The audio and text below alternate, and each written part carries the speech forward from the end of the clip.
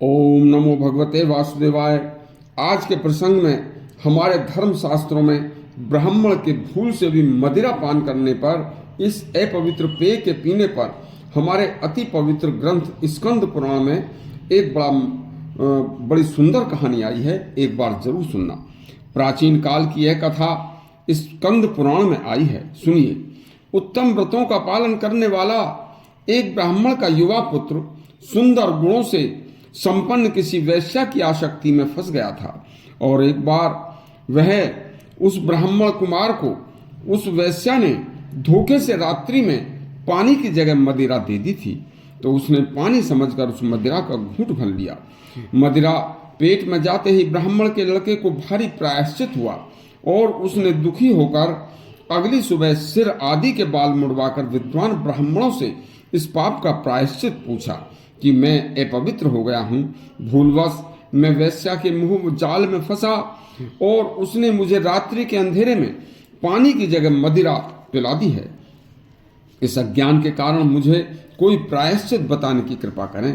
तो विद्वान ब्राह्मणों ने बताया कि यदि ब्राह्मण इस अपवित्र पेय मदिरा का पान भूल से भी कर ले तो उसे खोलता हुआ घी पीकर अपने प्राण त्याग देने चाहिए। तो ब्राह्मण कुमार ने प्रायश्चित के लिए यह कार्य करने की ठान ली। अकेला पुत्र था।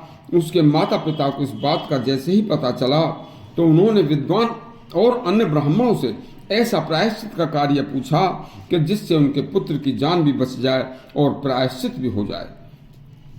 बस उन्होंने जब यह कार्य पूछा तो उन प्रायश्चित में उन ब्राह्मणों ने एक व्रत के साथ सभी पवित्र तीर्थों का दर्शन, नित्य गंगा स्नान व गंगा जल का सेवन और हर समय भगवान विष्णु का ध्यान और सभी सांसारिक सुखों से विरक्त होकर निराहार निर्जल एकादशी का व्रत बताया।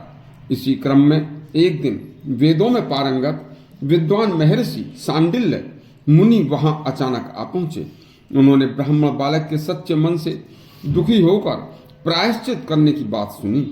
तो उन्होंने बताया कि आज से ही देव नदी विष्णुपदी गंगा के किनारे पर नित्य 3 बार गंगा स्नान करके, 3 बार भगवान की संध्या करके हर समय भगवान विष्णु का पवित्र मन से भजन करें तथा गंगा जल पान करें, और अज्ञानवश वैश्या की आसक्ति व मदिरा पान को महापाप समझकर व्रत करें तो यह ब्राह्मण बालक शुद्ध हो जाएगा।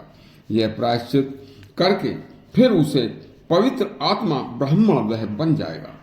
बस उसी समय से उस ब्राह्मण युवक ने अपना ठिकाना दिन रात मां गंगा के तट पर बना लिया, और शुद्ध मन व पवित्र आत्मा से भगवान विष्णु का भजन व गंगा जल में स्नान व पान शुरू कर दिया। 1 वर्ष के बाद वह युवक पवित्र हो गया। तब एक दिन गंगा स्नान के समय एक आकाशवाणी हुई कि हे ब्राह्मण पुत्र, तुमने पवित्रता से यह तप किया है, अब तुम हीन भावना त्याग दो, तुम पवित्र हो चुके हो। इस तरह ब्राह्मण के लिए शराब मदिरा अति निंदित कर्म है। इससे मदिरा पान कभी भूल से भी नहीं करना चाहिए। यह लेख हमारे स्कंद पुराण में आया है। यदि आपको यह प्रसंग या कहानी अच्छी लगी हो तो हमारा चैनल सब्सक्राइब करें और घंटी दबाएं। धन्यवाद।